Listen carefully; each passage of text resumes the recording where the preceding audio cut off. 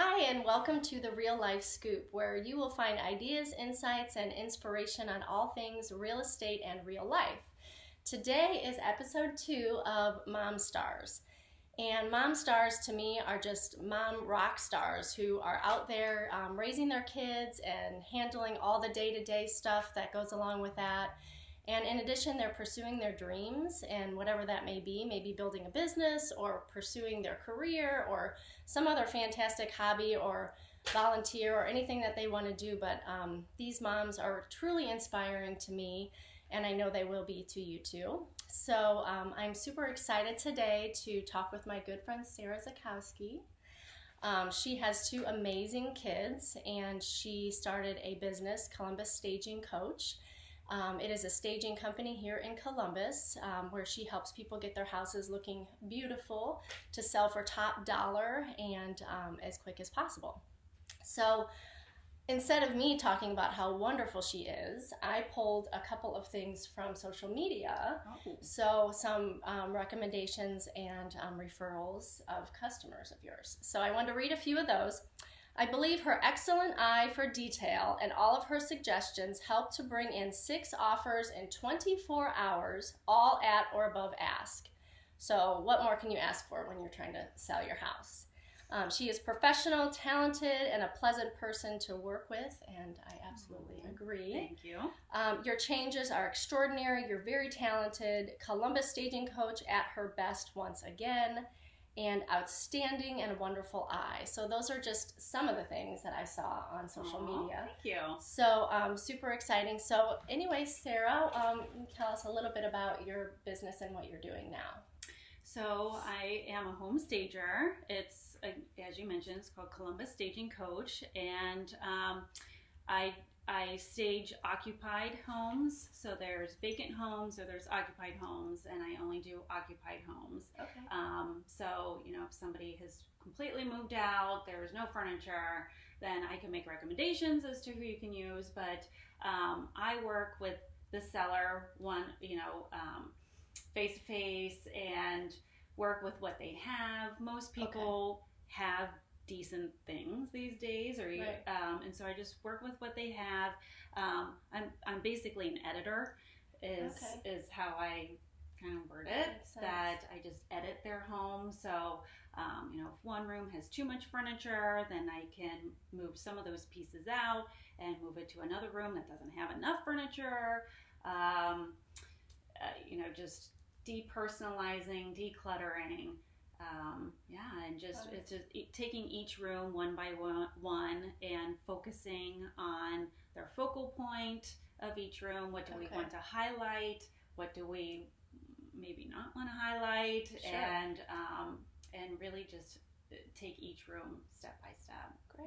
Great. Well, you obviously are doing a great job at that, and I want to talk more about your company kind of in a little bit, but I love going back to where you started and what you went to college for and your first job and how did that go and kind of starting, in the beginning on what you did.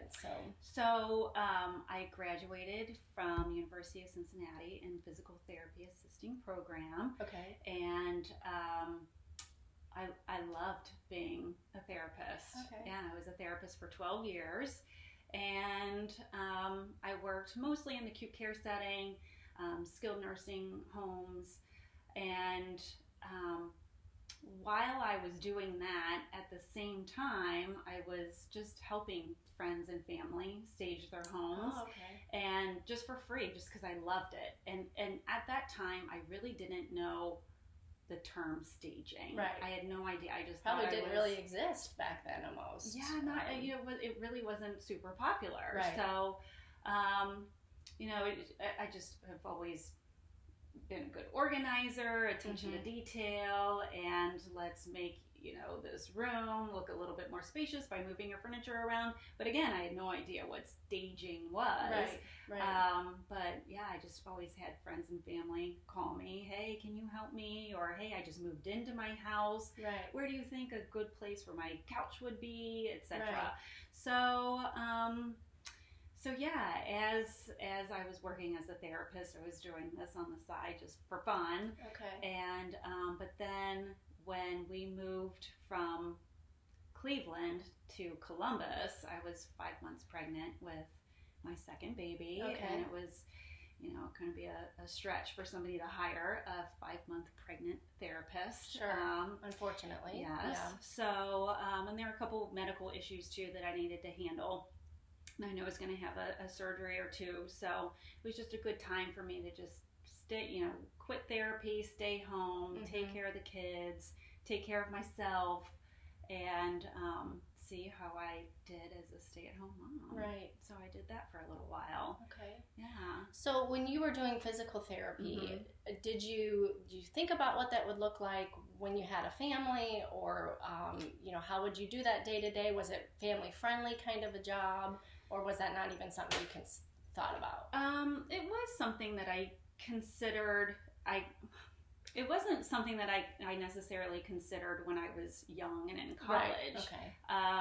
But as your career progresses and you get married and you want to start having a family, you do reflect upon that. Right. And working in the hospitals and working in the nursing homes, you have to work weekends. You have to work holidays. The hospital doesn't shut down on Christmas Day. Right. So you have to be there. And that was a little tricky with my husband's job and having a family, and I don't want to miss Christmas Day with my kids. Sure. So, but somebody has to. So, so yeah, it was when I was at that point of needing to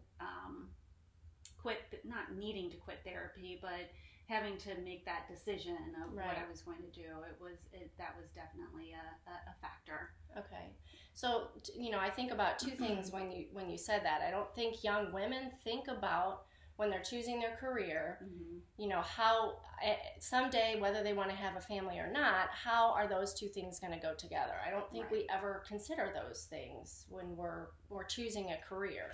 And not to say that you cannot do any career with your kids, but you have to think through what that's going to look like. And for you weren't prepared or willing to give up holidays for that career. You didn't love it that much, I guess. Right. And then the other thing you mentioned was, your husband's career. Something else we don't really think about. If two people are going to have a career, one a lot of times is going to have to take precedent, either because of their schedule or, relocating like I did 7 times in the last 20 years.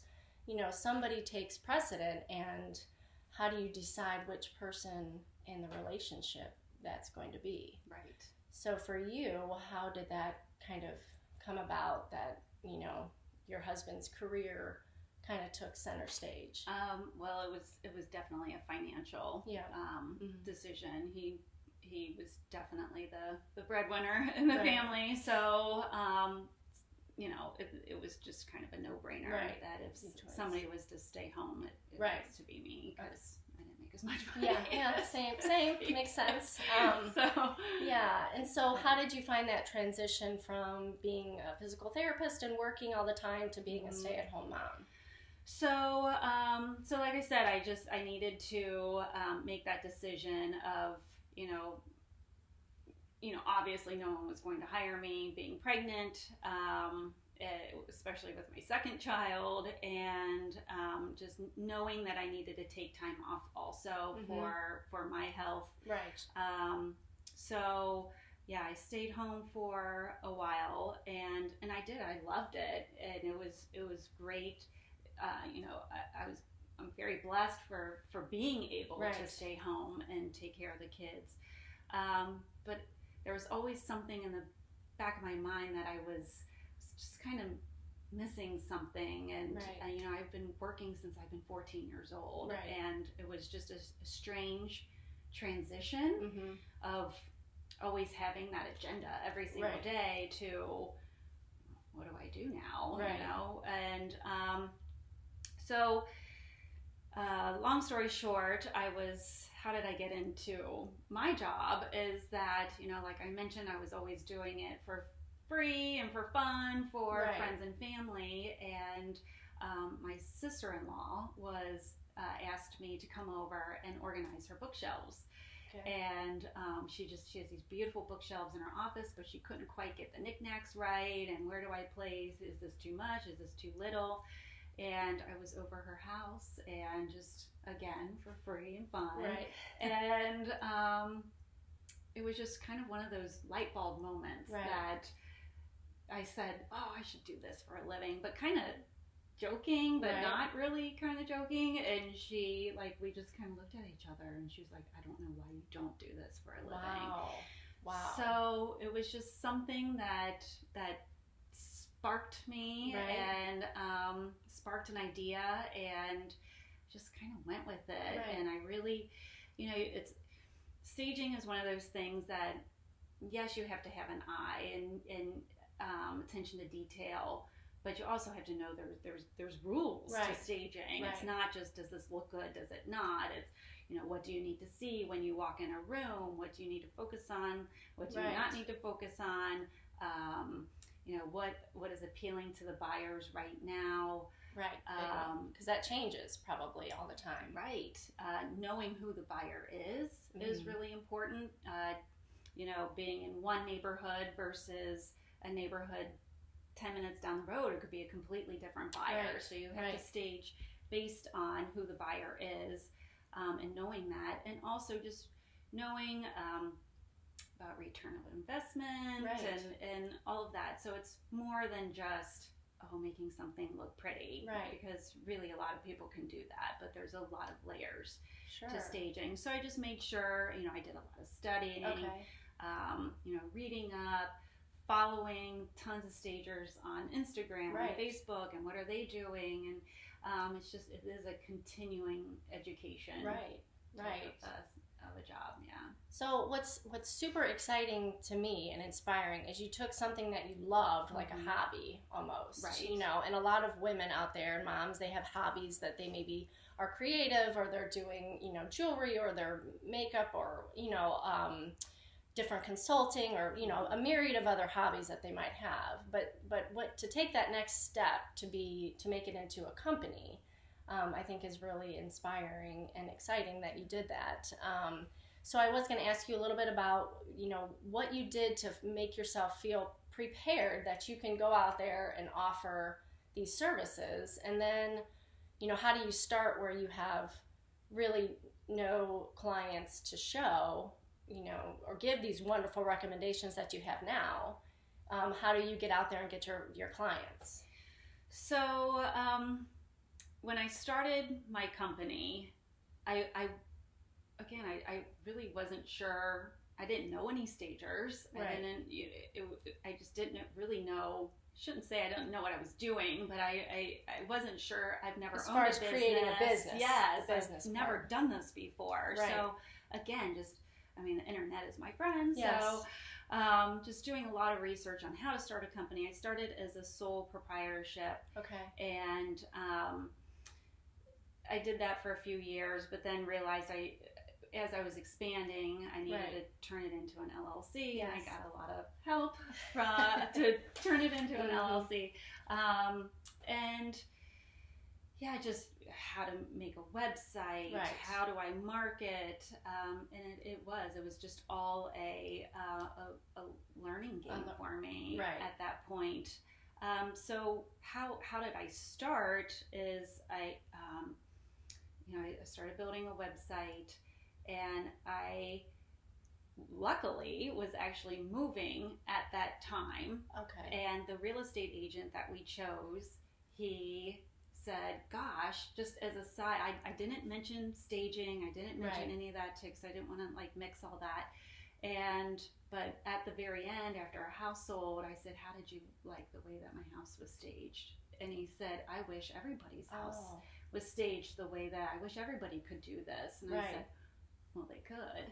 I'm like, everybody's house could look like that. For you. I actually, could work side by side with you. And he immediately started giving me houses to stage for him. And he really helped me build my business. And so I started working with him side by side, and just advertising on Facebook. Hey, this is a house that I staged. These are before and after pictures. Right.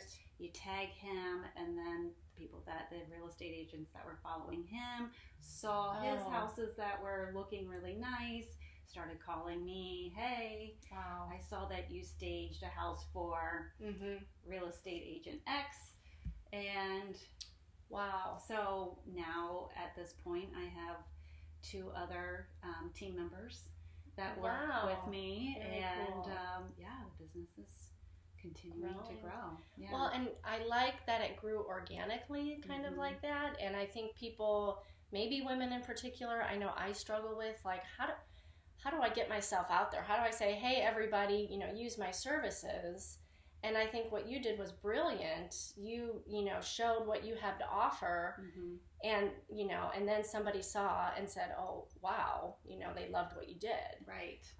So like I said, I think it's hard sometimes for us to go out there and just advertise and push ourselves. Right. And it was scary because you're unsure of yourself. Right. But just to get that feedback from him, like, yeah, right, this looks great. Right.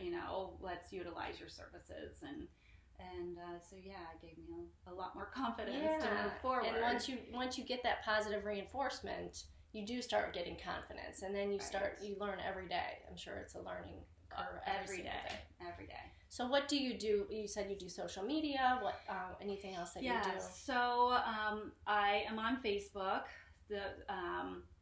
And so again, I do a lot of before and after pictures, so people can see that just the transformation. And my husband always says it's like that, like on People magazine, where you're trying to figure out what's different and why it's different. So I do that before and after pictures, so people can see the transformations.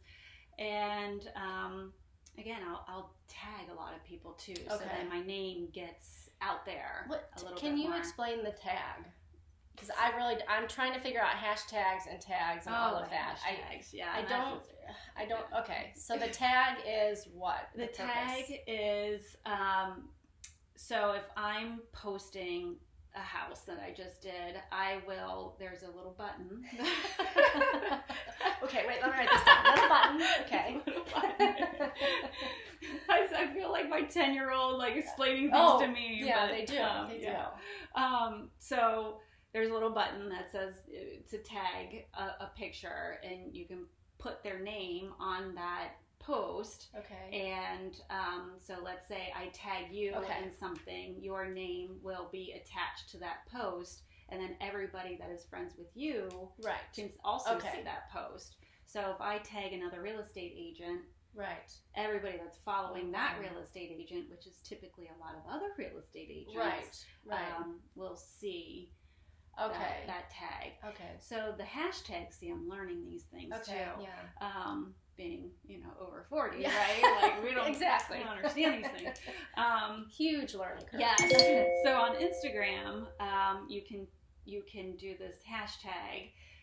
So for example, I'll post just a picture, like a before and after picture, and I'll put hashtag before and after, or hashtag kitchen remodel, and there's all these hashtags that other people follow. Okay. So in the world of the internet, people follow these things. Yes. Okay. So you can expand your reach outside of your own friends. Absolutely. Basically. Yes. Okay. So there's people. So if people follow before and after hashtags, right? Then they'll see that I posted something on that, and they'll go, "Oh wow, she has great content," and then they'll start following you, or you start following them.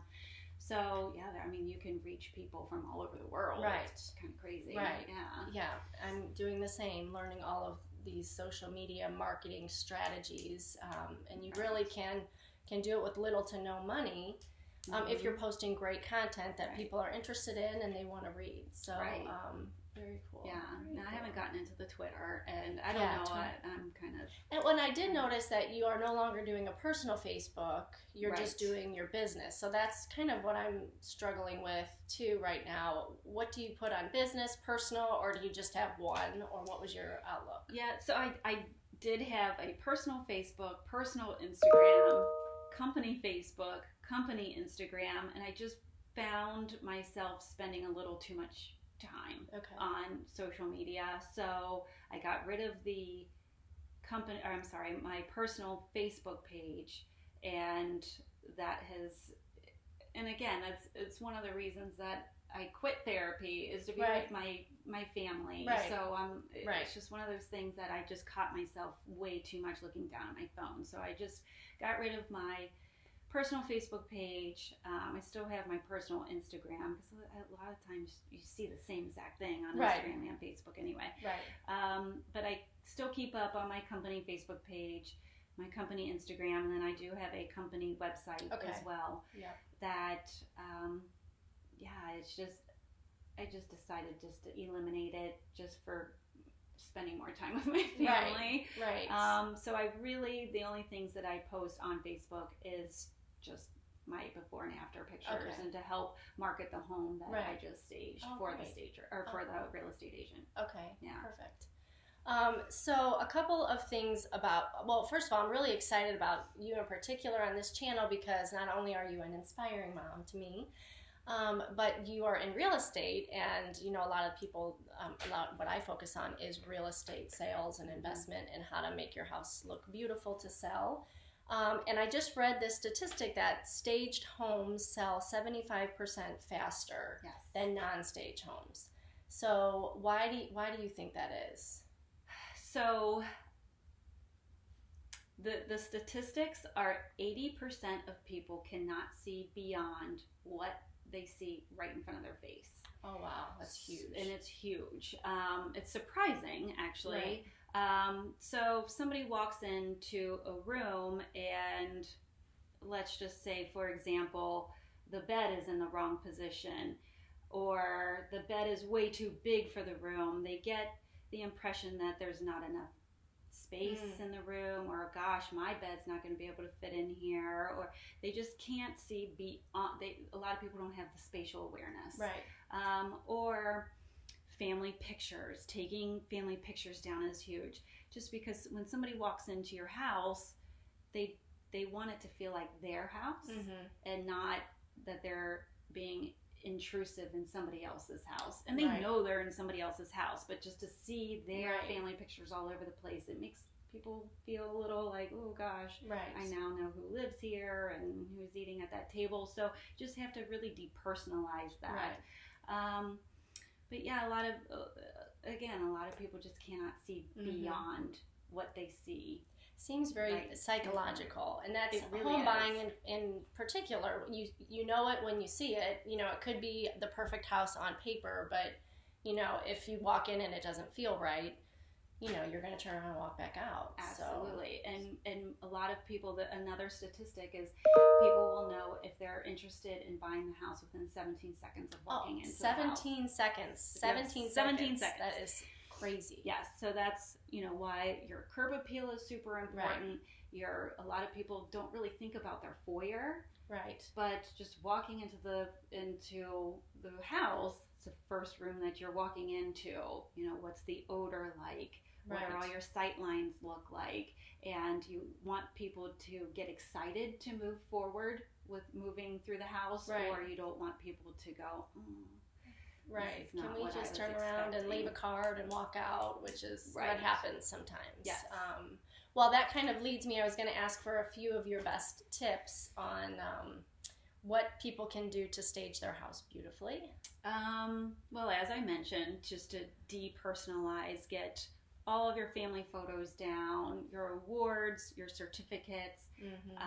You know, there was a particular house that I staged a few months ago. I walked into the guy's office, and with all of his awards and diplomas, I knew his first name, last name, where he worked, where he went to college, what his degree is in. I knew everything about this guy. Wow. So I could easily Google him and find out. Wow, this is almost an identity theft kind of situation. Absolutely, too. It can be. So, you know, just depersonalizing is a big factor. But so what if that leaves, is that going to leave holes in the walls? You're going to have to get that kind of touched up? Yeah, is that an issue? in some circumstances, yes, which I show people how to easily fix a tiny little hole. Okay. And there's other tricks that you can get away with if you have like a big mural of family photos on the walls. You can keep those picture frames, but how can we change it to where it's not personalized? Very cool. Yeah. That's a great tip. So another tip would be to clean. Oh goodness, clean your house. Okay. It's amazing how people, you live in your house every day. You don't see some of the bookshelves. Kids, you've got dogs, you've got daily life you're dealing with. You may not, like you said, notice all those little details. The dust that's building up on the bookshelves, or the dust that's on top of the fans, the fan blades, in your cold air return vents covers, like those. So it's just those little things that buyers see a lot of times. And if they're thinking, like, if your house is not clean, what does their furnace look like? What do their gutters look like? What is their roof? Can they not maintain their roof? So again, psychological. People are thinking through these things. Absolutely. So, well, great. So those are some great tips. And something I wanted to ask, and then we have kind of a funny story. Yeah. I wondered about how sellers felt when you come in and you're telling them to change all these things about your house. Well, Sarah said she watched another video of mine and was curious as to why my picture was not centered over my couch. And when we look around at the room, it's not centered because I have a desk in here and I use this space as an office and like a sitting room or an interview room, and so it's not centered. But, I can see how that's the first place your eye goes to. And so how do you relay those messages to your sellers? I always give people, I always say my usual spiel of, it's not that I don't personally like it. We just have to appeal to all the buyers as best as we can. So I let them know that, don't get offended. It's not that I don't like it. Mm-hmm. We just have to, make a few minor changes that will really open up space. There's a lot of people who are resistant to my ideas, which, I think once they see the overall effect of changing the room, then they are able to step back and go, oh, okay, now I see what she's saying. But it's hard for people to let go and to, I actually just staged another real estate agent's house, and she knows the basics of taking pictures down and such, but she still hired me because she knew that she needed to get beyond that personal hold that she has on a few pieces. So just the biggest thing is explaining to people why. And not just going through and giving them orders. You need to do this, you need to do that. It's, let's do this because. And if you explain to them why a certain thing needs to happen, then people are usually a little bit more open to your suggestions. I mean, it makes sense. And what did you say? It's different where you dwell and... Yeah, so there's staged to sell and staged to dwell. So staging to sell a house can be completely different than staging to live in a house. So staging to live in a house, that's fine that your picture is... Otherwise my desk won't fit in here, and then I have to get a new desk, and I don't want to. I just have to look the other way. But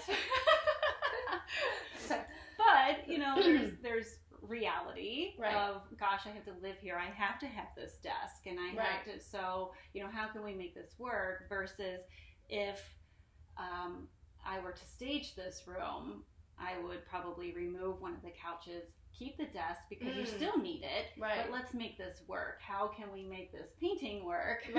Can we move it, shift it around a little bit, but maybe let's remove one of these couches and maybe use it somewhere else and just just the one couch and a desk. Oh, I got my own free advice How about today. that? That's fantastic. Thank you. I'll bill you later. So I guess I just, wanted to ask, where can people find you, and, how can they contact you? Yeah, so as I mentioned, I have a company Facebook page. Is just under my company name, Columbus Staging Coach. I also have a website, columbusstagingcoach.com, and I'm also on Instagram, just under my company name as well. So great. Yeah. Great. Well, thank you so much, Sarah, for being here today and giving thanks. us all your wonderful tips, not only about real estate, but about building a business and following your dreams and pursuing something that you really love. So if you guys liked this, I would be really appreciative if you gave us a like or a comment, or if you know of another mom that would fit great in this channel, I would love to talk to her. So thank you so much for watching.